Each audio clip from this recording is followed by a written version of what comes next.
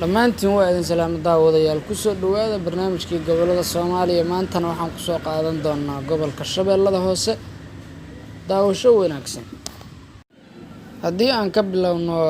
gobolka Shabeellada Hoose taariikhiisa waa mid aad ay u badan tahay gobolka Shabeellada Hoose waxa uu ku yaalaa koonfurta dalka Soomaaliya waa magaalo madax u ah magaalada Marka dhaqaalihiisu wuxuu ku tiirsan yahay beeraha iyo xoolaha iyo kalluumeysiga gobolkan waxa uu xuduud la leeyahay gobolada kale ah gobolka Banaadir gobolka Shabeellada Dhexe Baay iyo Jubbada Dhexe iyo Badweynta Indiya waxaa mara webiga Shabeellada Hoose wuxuu gobol ahaa waagii hore 1884 kadib Talyaaniga ayaa ex Banaadir ku daray wuxuuna ka mid ahaa goboladii la isku dhihi jiray ex Banaadir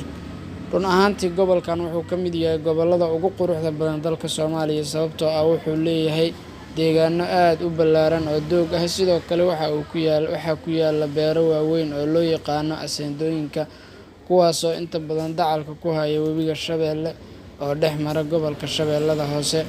deegaanada ayaa ah kuwa aad u soo jiita dadka dalxiisayaasha ah deegaanada dalxiiska ku wacan ee aan ku xusi karno waxaa ka mid ah beeraha Afgooye taasoo isku xirta caasimadda waddanka Soomaaliya iyo xarunta gobolka Shabeellada Hoose ee Marka sidoo kale waxaa lagu yaqaan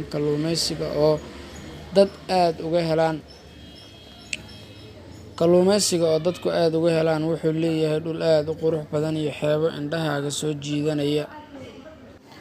markaana aan eegno ama fiirino dhanka iyo wax soo saarka gobolka Shabeellada Hoose gobolka Shabeellada Hoose waa gobolka ugu horeeya ee dalka Soomaaliya dhanka wax soo saarka beeraha gobolkani waxaa Rabbi ku maneystay kheyraad fara badan oo isugu jira bad iyo bariba waxa ku yaala beero aad u badan dalka kuwaasoo laga soo saaro dalagga kala duwan ee laga isticmaalo inta badan waddankeena gobolka waxa uu caan ku yahay beeraha khudaarta iyo miro u baahan biyo joogto ah lagu waraabiyo sidaa daraaddeed Ilaah ayaa gobolkani ugu deeqay webi biyihiisu ay dul qulqulaan bilaha sanadka oo dhan taasna waxa ay sahashay in la abuurto beerahaas waqti kasta khudaarta iyo noocyada kale ee fawaakihda ama miraha ee gobolka ka soo baxa waxaan ka xusi karnaa yaanyada basasha barbarooniga kabsar caleenta iyo basbaaska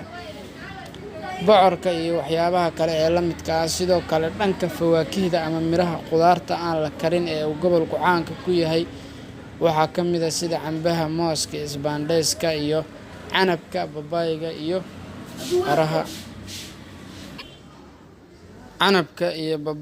iyo qaraha ayaa ka mid ah sidoo kale gobolkan waxaa ka mid ah kheyraadka badda oo ka mid ah ilaha dhaqaale ee gobolkan uu caanka ku yahay waxaa gobolkan uu leeyahay xeeb dheer oo ay kalluumaysatadu ka jilaabtaan lahjadaha looga hadlo gobolka Shabeellada Hoose haddaan qaarkood ka soo xusno gobolkan waxaa looga hadlaa lahjado badan kuwaasoo ku xiran qabiilada ka soo jeedaan lahjadaha looga hadlo waxaa ka mid ah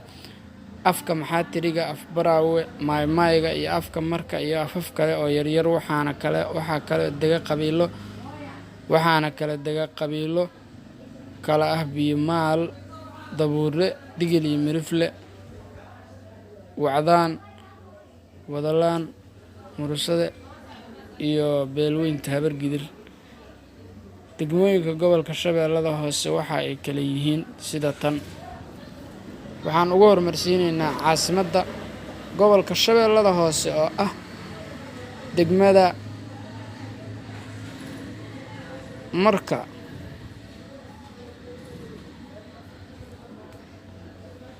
waxaa ku soo xigta degmada Baraawe degmada Afgooye degmada Sablaale degmada Konturwaari degmada Wanlaweyn degmada Qoryooley waana intaas degmooyinka gobolka Shabeellada Hoose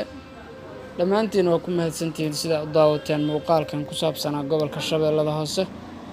daawadayaal like saara muuqaalka siina share gareeya waxaana inoo ballanaa gobolka xiga haddii alla yiraahdo